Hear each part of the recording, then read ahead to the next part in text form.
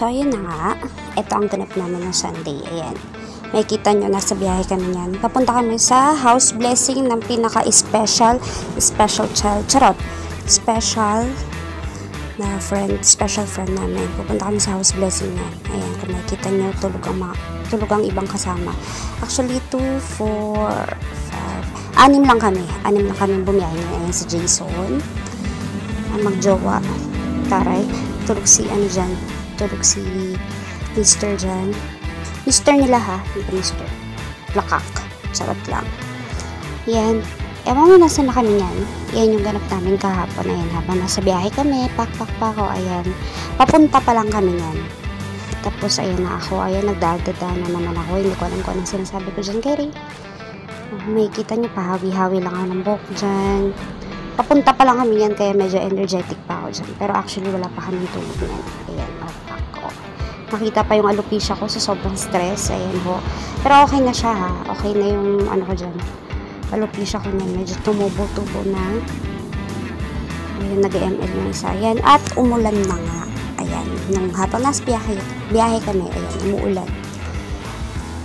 Kaya buti na lang hindi kami lang motor niyan. Kasi kung hindi, mukha kaming basang sisi oh. Pero thankful na din kasi nakarating kami sa house blessing ng friend. Ayan. Actually, malapit na kami sa Bulacan yan. Sa Bulacan kasi kami pupunta niyan. Ayan. So, ayan. Ulan-ulan. Rain, go away. Come again another day. Ayan. Dito, ayan, nakikita nyo. Diyan na kami. Ng time na yan. Nasa Bulacan na ho kami yan. O, diba? Meron pang patugtog yan eh. Papatugtog din si driver niyan eh. Ano na yun, yung kanta? Who's Holding Donna Now? Yung title noon. O, sakto, diba? Yan dyan si Donna, si Madam. Charot! Dyan siya. So, ayan, umuulan pa rin still. Naulan-ulan pa rin dyan. Tapos, may nadaanan kami Donna's Restaurant. Ayan, pak. Tara, may restaurant pala sa Bulacan. Makikita nyo, ayan. Actually, itong video na to, pinakita ko lang yung ganap namin, yung Sunday, habang nasa biyahe. Kaya actually, medyo boring to. Pero, mas maganda na rin i-share, diba? Ayan. Dami-dami yun, mga nakapaskil na tarp ng mga natakbo. Akala ko nga fiesta. Fiesta pala ng mga ano. Ng mga natakbo yan. Sila mayor. Ah, diba? Ayan, may mga kubo tayong nadaanan. Gusto kong bumili nun. Pero saan ko na mailalagay dito? Sa kwarto. Ganyan. Ayan. Diba? Pak, plakak. O, diba? Kabog na kabog. Medyo peaceful din pala dyan. Gawa ng, ano siya, bukirin. Mas maraming bukirin dyan. Diba? Ganda din dyan. And habang nasa biyahe, may nakita kami mga baboy. Kaya akala ko si Primo yan, yung alaga na. yung alaga na. Sabi, Primo, diyan ka? Diba, ang ganda. Maganda pala dyan sa Bulacan. 4 hours lang yung biyahe kasi galing kami ng Imus niyan. So, 4 hours yung biyahe. Hindi naman traffic. Kasi nakarating na yung mga pasahero galing siguro sa Manila. Nakauwi na siguro dyan Friday pa lang, kaya medyo okay naman, hindi naman masyadong traffic. And kung makikita nyo ako dyan, tignan mo, ayan, opa, kablakak. Gising na sila, gising na yung isa, okay, medyo happy na rin yung kasama dahil ayan, opa, gising na ang nililingkisan nyo. Kulit ko na naman dyan. Ako lang nagbibigay ng sayo sa kanila. Ayan, traffic na dyan. Diyan banda, traffic na yan.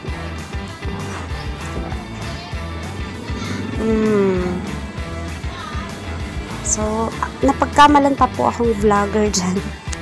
Dahil, na video ako. May mga kumaway pa, pero hindi ko na na-videohan. Kasi akala vlogger. O, ayan, sige na. Pero, the way na nag-take ka na video sa mga vlogger ka na rin po noon.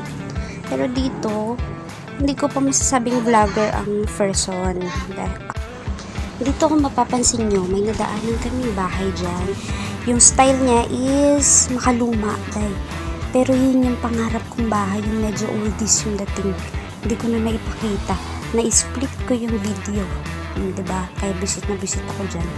Ayan. So, ayan, malapit na kami. Feel namin malapit na kami sa location namin. Diba? Ang tahimik dyan. Ang peaceful, day. Oh. Plakak. Mga natakbong mayor dyan. Naisali sa video ang mga pangalan natin. Ayan. And still, habang nasa biyahe kami, ayun pa rin, umuulan pa rin, naulan-ulan pa rin. Ayan. Pero dyan, nung time na yan, is kadarating na namin. Dumating na kami sa location. And kung makikita nyo, ayan po yung pupuntahan namin. Time na yan, mandami rin kami ng daan ng mangga. Yung mangga nila dito sa Bulacan, napakapanalo. Solid niya kasi Carabao pa, yung mangga nila. Yan, pero star apple lang po ang naiuwi namin. Diyos ko, at least may naiuwing prutas. Ayun, sa pinagtitipan na namin, yung kaibigan namin. Dahil hindi niya alam na pupunta kami at matutuloy. So, ayun na nga. Ayan, pinagtitripan na namin siya. Ayan siya, ayan. Yan yung nakaputik na yan, nakakap. Yan po yun. Yan po siya. Siya po ang nagpa-house blessing. And dito pala ho, napansin namin sa mga nadaanan namin is halos lahat may okasyon. Yung pala, fiesta. So, happy fiesta mga taga Bulacan. Hindi ko alam kung anong fiesta. Per barangay yata ang fiesta nila dito. So, ayan. Pag-upo namin, ayan yung mga nailapag at nadagdagan pa ng nadagdagan. Salamat. Ayun. So, ayan. May parada pa. Pumunta kami sa ibang bahay niyan. So, pagkatapos namin kumain dyan, ayun, lumafang ulit kami. Dahil lahat pala ng pupuntahan mong bahay, palalafangin ka. So, ayan, nakikita nyo, parada all the way around. Ayan, plakak na plakak. May mga naiuwi pa rin kami. More on dessert ang mga naiuwi namin. Salamat po sa dessert. And happy fiesta ulit. Kaya pala napansin namin na ang mga bahay doon sa mga dinaanan namin is may okasyon gawa ng fiesta pala. So, ayan, mga parada yan. Parada pa. Diba? At least. And so, yun, pauwi na kami nung time na yan. So, hindi ko alam kung nasan kami. Bandang Manila na ito. Bandang Manila na yan, pauwi na kami. Inabot na talaga kami ng gabi. So, mga madaling araw na rin kami nakauwi. And medyo tumagal yung biyahe kasi parang naiba kami ng way. Pero at least safe naman dumating. So, nadagdagan kami sa loob ng sasakyan. So, isinabay namin sila para hindi na rin sila mahirapan mag-commute. So, ayun, sinabay namin sila. Diba, nasa ano na kami na. Yan, nakauwi na kami. Medyo pagod, pero worth it naman dahil nakarating tayo sa house blessing at naki-fiesta tayo. So, yun lang. Sana happy ka sa special child, special friend. Ayan. So, yun, habang nasa biyahe kami pa uwi, nag-stop over po kami sa isang gasoline station. And may nakita kaming pusa. Alam nyo naman si Mami, ang hilig-hilig sa pusa. So, ayan, papakita ko sa inyo mamaya. And so, ayun, thank you so much sa special friend. Ayan, yung puso. Ang tabo-tabo niya daw. Yung cute-cute. Gusto ko sana siyang iuwi kasi meron na siyang collar. Kaya parang feeling namin pag yan, sa gasoline station pala yung alaga nila. Diba, nagbabay pa ako ngayon. Bye! So, ayun na nga. By me. And thank you so much. Ayan lang yung ganap namin yung Sunday. Back to normal na naman bukas.